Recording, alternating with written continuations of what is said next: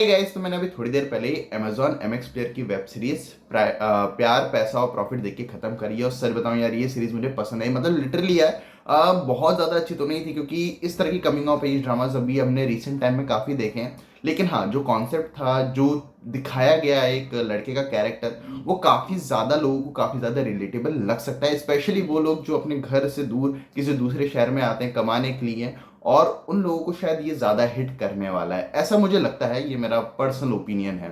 बात करूँ कहानी की, तो कहानी एक लड़के की जो एक छोटे से शहर में रहता है, और वो मुंबई आता है पैसा कमाने के लिए, और उसको बनना है सक्सेसफुल इंसान। पैसे के मामले में वो लाइफ को सिर्फ पैसों के लिए तोलता है, और उसे अंधा पैसा कमाना है।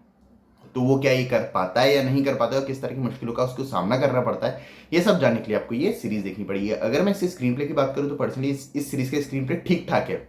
बहुत ज़्यादा अच्छा तो नहीं है, लेकिन बहुत ज़्यादा खराब भी नहीं है, क्योंकि जिस तरह से ये सीरीज स्टार्ट होती है, अपनी पूरी सिचुएशन को स्टैब्लिश करती है।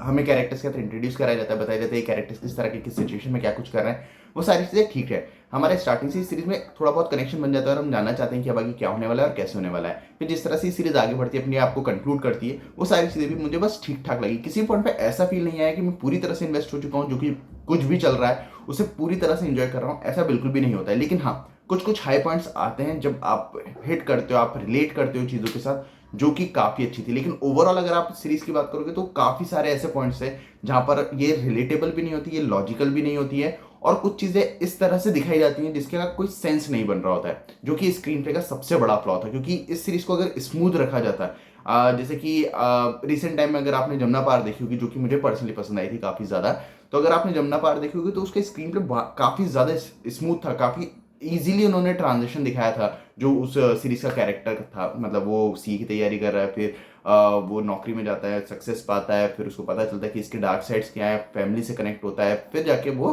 अपने बाप के सीए कोचिंग में जाता है। तो वो बहुत स्मूथ ट्रांजिशन था।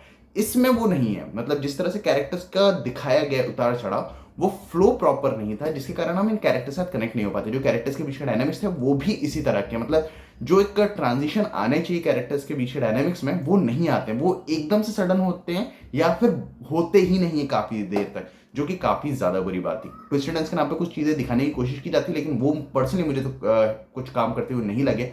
मेरा ऐसा मानना है कि लगभग सभी लोग उन ट्विस्ट एंड टर्न्स को प्रेडिक्ट कर पाएंगे। जहाँ तक बात है और भी जो चीज़ें हैं इस सीरीज़ की, जिन पर मैं बात करना चाहता हूँ, लेकिन अगर उन चीज़ों पे बात करने का तो स्पॉइलर दे बैठूंगा, इसलिए मैं उन चीज़ों पे बात नहीं कर रहा हूँ।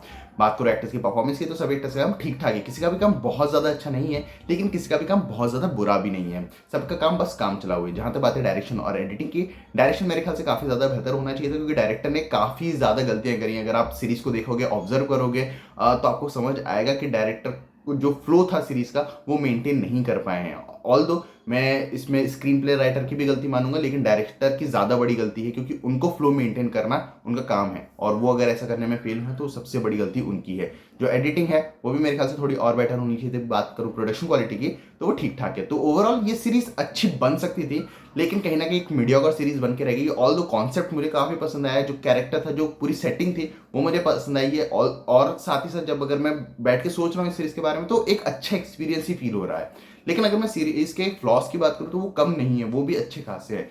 लेकिन अगर मुझे रिकमेंड करना हो तो मैं उन लोगों को डेफिनेटली रिकमेंड करूंगा जो कमिंग ऑफ एज ड्रामास देखना पसंद करते हैं, या फिर जो इस एज ग्रुप के हैं, मतलब 22 से 25 वाले, उनको डेफिनेटली ये काफी पसंद आ सकती है, ऐसा मुझे लगता है। बाकी अगर आप लोगों ने ये सीरीज देख ली हो तो मुझे कमेंट्स में जरूर बताना कि आपको ये सीरीज कैसी लगी। बाकी मिलते हैं अगले वीडियो में, तब तक के लिए जय हिंद, जय भारत।